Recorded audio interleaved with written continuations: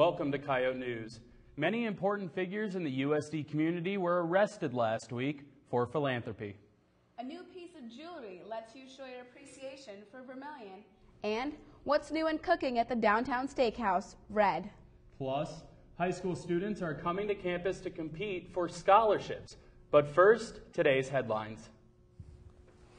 A train packed with morning commuters slammed into a barrier at the end of a line in Buenos Aires earlier today, killing 49 people and injuring hundreds. It's Argentina's worst train accident in decades. The dead include 48 adults and 1 child, most of whom had crowded into the first 2 cars to get ahead of the usual crowds. Nearly 600 people have been reported injured. Divers searching the capsized Costa Concordia cruise ship found 8 bodies today on one of the passenger decks, including one of a missing 5-year-old Italian girl. Italy's National Civil Protection Agency says 4 of the bodies had been recovered. Bad weather has delayed the recovery of the other 4 bodies. The operation will resume tomorrow when the seas are expected to be calm. Syrian gunners pounded an opposition stronghold today, where the last dispatches from a veteran American war correspondent were sent. She was reporting the suffering of civilians caught in the relentless shelling. An intense morning barrage claimed her life as well as that of a French photographer.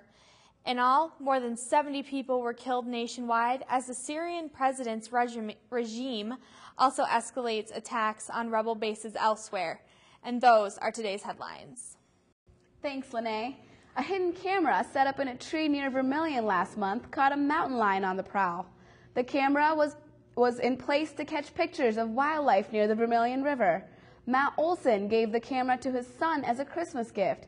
He says he's always heard mountain lions were around the area, but there was never any proof. Thanks to the night vision camera, the picture is now his proof. It was taken at around 8 p.m. on January 16th. There was no sign of the mountain lion before, and there's yet to be more signs since. Campus group that began with a New Year's resolution has grown into a nonprofit organization. Coyote News' Josh Kapler says they now have thousands of Facebook followers. Lost and Found continues to gain more members each day, but with Facebook recently backing the group, the organization only expects to get bigger. In the last month, Facebook sponsored ads for us. We randomly got an email after a lot of effort to ask Facebook if they'd be willing to do something. They have a program in which you can email them, apply for free advertising from them as a nonprofit, and they accepted our proposal. Lost and Found aids survivors and victims of suicide while raising awareness for prevention. On campus, we are the only student-run organization focused on suicide prevention, and we really hope that over time this becomes something that people really get into, and we really wish to spread this to not just on our campus, but to other campuses as well, and we hope that this really takes off in the future. The organization focuses on making a difference by confronting the issue head-on. Well, I know suicide is very prevalent. I believe that it is an issue that needs to be focused on and not just shoved under the table. Suicide isn't an issue that people like to talk about very often, but once they come to our meetings, they'll see that though the subject of suicide is not exactly something that is a happy subject, our passion for it makes the meetings very fun, very energetic. Reporting for Coyote News, I'm Josh Kapler. Lost and Found meetings take place every Tuesday night in Old Main in room 118. 2 Greek houses arrested student leaders last week in order to bring attention to heart health care. The Alpha Phi sorority and Sigma Alpha Epsilon fraternity co-hosted the event in the Muck last Wednesday. Student leaders were locked up behind stage cages, complete with cups to raise money. Sophomore Alyssa Thompson says the event was a new philanthropy for Alpha Phi. Basically, the reason why we hosted this event was to get the awareness out to the campus that Alpha Phi supports women's cardiac care, and Sigma Alpha Epsilon wanted to join in with us. So it was a great way to get the Greek community and the USD community involved in our philanthropy. The event raised just under $1,000 for the Alpha Phi Foundation. About 75% of funds will support heart health awareness and research organizations. A USD undergrad is using his business skills to benefit the Vermillion community. That report and more up next.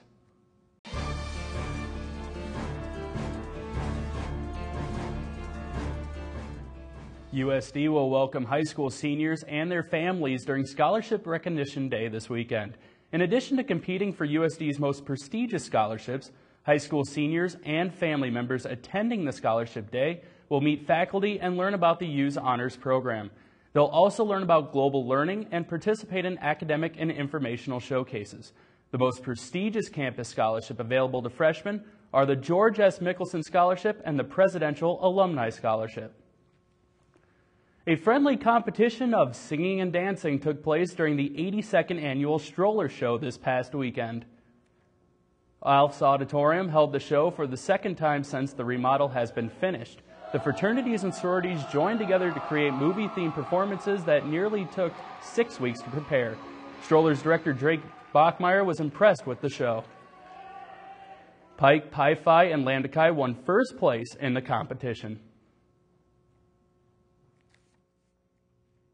A USD undergrad has developed a product that's benefiting a community service center. The Vermillion Food Pantry is receiving help from fifth-year senior Josh Anderson. Anderson started the I Heart Verm campaign and based it on his previous experience with a campus organization. Through the business school and the food, they help the food pantry, so I figured, hey, I can help myself and help the community that I've lived in for the past 4 years by doing something for them. $1 from every sale goes to the food pantry. So far, Anderson has sold 300 wristbands, and he's enjoying the difference they make in the community. Just kind of puts a positive spin on Vermillion rather than just being a place that we lived for 4 years. This is more than just a college town. There's other good things going on here too. If a student's computer is acting up, it's not just a hassle. It can also affect a grade. On this week's Yote Report, Kelly Stewart looks at the IT can offer students needing help with their computers. The Information Technology Department here at USD provides many services for South Dakota students. Even though the services are provided on campus, some students are unaware of what the department actually is. Like, I've heard the name thrown around, but honestly I have no idea what it is. I don't use it. I just have no idea what it is. For many students who have used the IT department in the past, a majority of them have gone to IT to gain help with viruses or internet connectivity problems. Yeah, I've called them a few times with some internet issues with my PlayStation and my iPod, and just any time I've had troubles hooking things up, I've been able to call them up and they can usually straighten things out for me. According to Cheryl T-Hart, the most common services they provide are personal computer support. However, when asked how many viruses IT fixes per month, T-Hart says that viruses are not the main issue. Well, they're not all viruses. We deal with what I would term infections. Most of the things that we see are either spyware or malware. We see really very few viruses, but in the spring semester so far, we've cleaned 15,000 infections from 830 computers. When you drop your computer off at IT, T-Hart says that the majority are fixed within a day, but they do warn that it could take up to a few business days. Outside of fixing infections, services for students go beyond the sick computer. We also provide loaners, so we have a checkout system, and we have laptops, digital cameras, projectors, video cameras, digital video cameras, and those are available for students if they're working on a class project. The IT Help Desk is located on the first floor of the library and is open from 8 a.m. until 7 p.m. Monday through Thursday and 8 to 5 on Friday. For the Yote Report, I'm Kelly Stewart. Thanks, Kelly. As SGA is gearing up for elections, the USD Law School is promoting the importance of voting rights. That story and more next.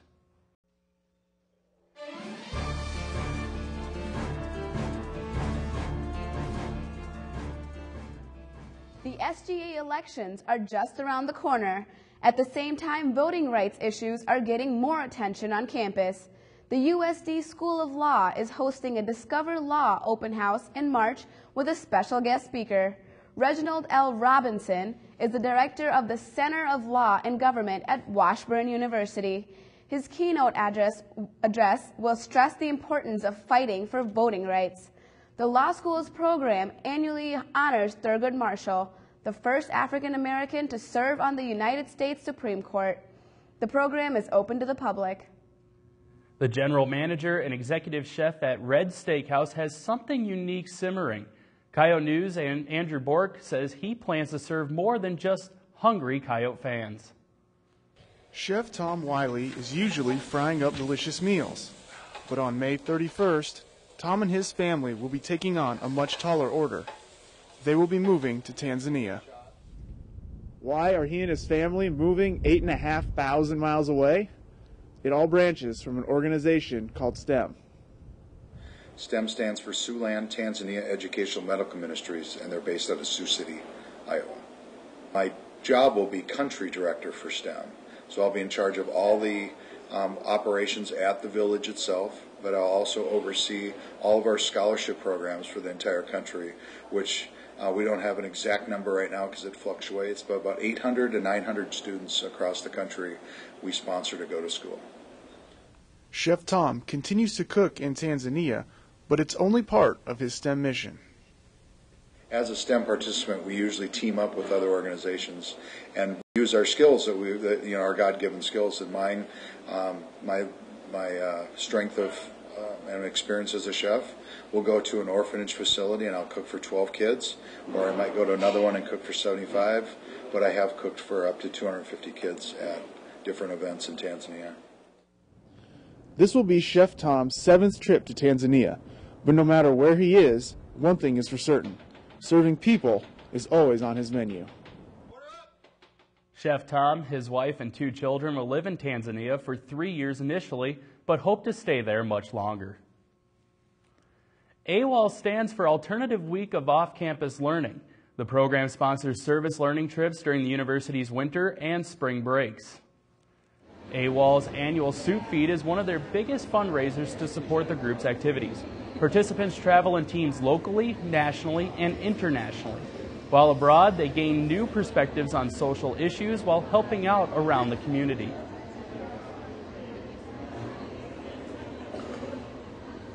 The groups have even traveled as far as Ecuador, where students learned conservation and forest preservation while also assisting Ecuadorian farmers with planting and harvesting crops.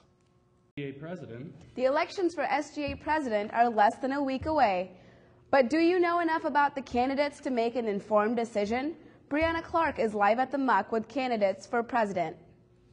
Thanks, Abby. I'm here with Alyssa Van Meeteren and Josh Van Laken, this year's SGA presidential candidates. Alyssa and Josh, thanks for joining me today. What are some of the issues that you guys are focusing on in your platforms? For DJ and I, we're focusing on academics, campus life, and then promoting USD's image. All right, what about you, Josh? We're focusing on quite a bit of things related to athletes, freshmen and transfer students, community outreach, fine arts, generally just looking for a more engaged student body to match the exciting time we have at the University of South Dakota. I think that we can all agree that there's a lot just starting to go on, and it's a great opportunity for SGA to lead. Right. I looked at both of your guys' platforms as well, and you have the Math Emporium as kind of one of the issues. How are you going to go about working with that? DJ and I, throughout this whole campaign process, we've really reached out and talked to different groups of students. I know I spend time every day in the Muck and in the library talking with just individual people about their experiences with the Math Emporium, and it seems like every single person you talk to is upset, has a concern, and those concerns are the same. And so that says to me, we got to do something about this. And like, we know that we can't just walk into President Abbott's office and say, look, we got to change this, but we know that we need to do something about it. And I think our first step is working with faculty and getting faculty to understand the student's perspective. All right. What about you, Josh? Yeah, as former scholarship chair of my fraternity and in talking with others, it definitely is a cause of apprehension, and I think it's something we both will tackle. We need to realize that academic changes are a little bit tougher to institutionalize, but I'd first start by getting student feedback and making the administrative officials aware it's important to be realistic and reasonable. I think that the online format is here to stay, but we do need to, change it in a more student-friendly way, and I think people will be receptive to those changes. All right, perfect. Well, I think you guys kind of have a great platform for what we're kind of going with our school, and thanks for joining us today. Tomorrow is the Cross Media Council will host the 2012 SGA presidential debate at 5 o'clock in the Al Newharth, and voting begins Tuesday. Live at the Muck, I'm Brianna Clark. Thanks, Brianna. Sports with Diana Johnson and Mandy Ewald is up next. Stay with us for stories on the swim team's last meet, basketball updates, and more.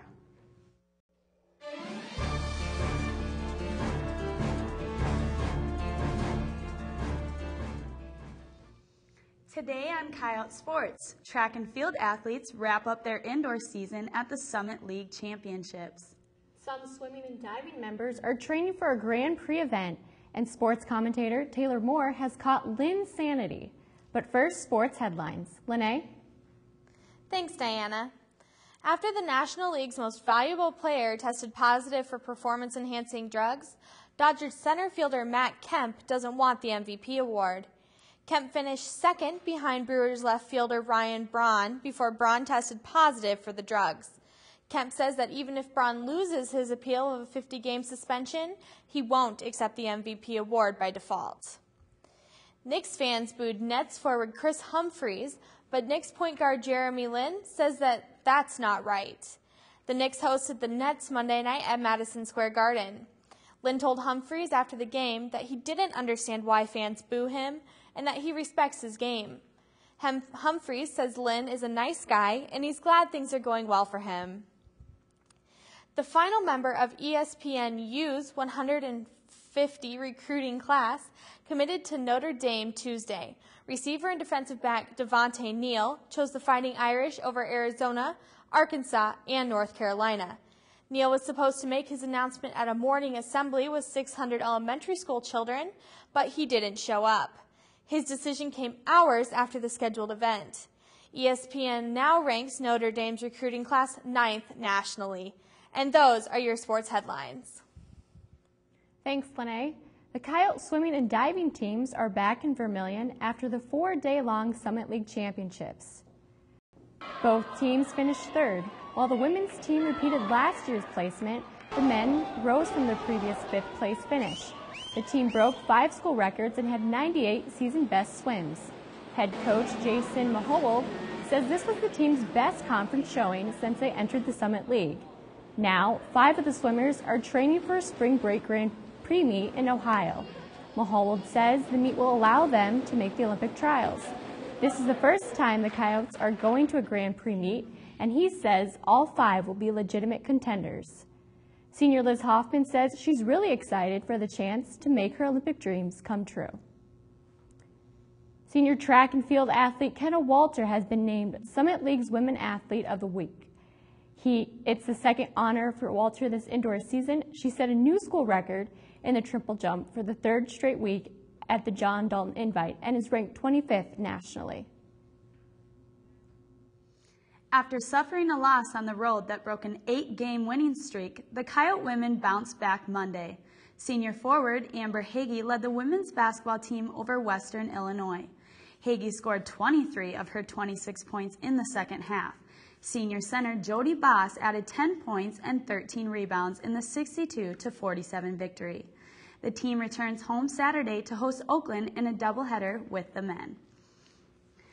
The Coyotes men basketball team took a tough 1-point loss against Texas State in Saturday's ESPN Sears Bracket Buster game at the Dome. Senior guard Louis Krogman tied his career high with 37 points, but the Coyotes fell 93-92. The team finishes its season this week, hosting IPFW tomorrow night and Oakland on Saturday at the Dome. On this week's More Sports, commentator Taylor Moore celebrates Knicks guard Jeremy Lin's recent success. Every sport has a player that rises, a player that steps up to the plate, that amazes us with every single one of the moves that they make on the court or field. A player that has done this recently in the NBA is Jeremy Lin. Undrafted and hardly recognized coming out of college, Lin had every odd placed against him. In 2010, after his playing career at Harvard, he received a deal with the Golden State Warriors. They waived him, and he was eventually signed by the Knicks. Since being on the Knicks, Lin has made a name for himself. His style of play has elevated him greatly. In a sense, he has become the Tim Tebow of basketball. Just as Tebow was told by many that he would not do well in the NFL, many thought Lin would not do well in the NBA. Lin is now a sensation. Instead of winning, people have started to refer to winning as Linning. Hopefully, Lynn's rise will continue. For more sports, I'm Taylor Moore. Thanks, Taylor. And that's all for Coyote Sports. Coming up next, Angelica Brackens shows you how to get ready for a date.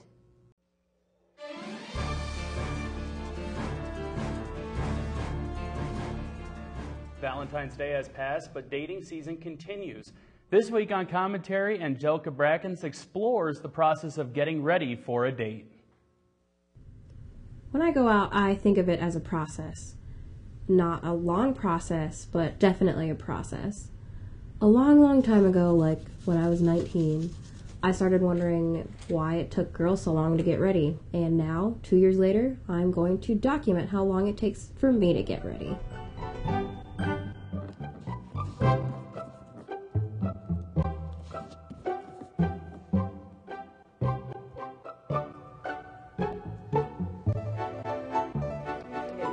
Get it right, get it tight.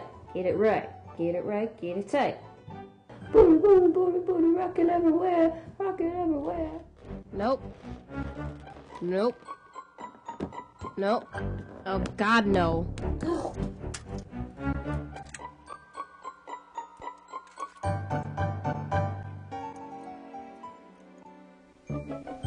Mwah. Do I look pretty? No. Well, I'm ready, and it only took me 3 hours, 15 minutes, and 49 seconds. And now I get to wait for 3 hours because it's only 6 o'clock. I successfully wasted my entire day.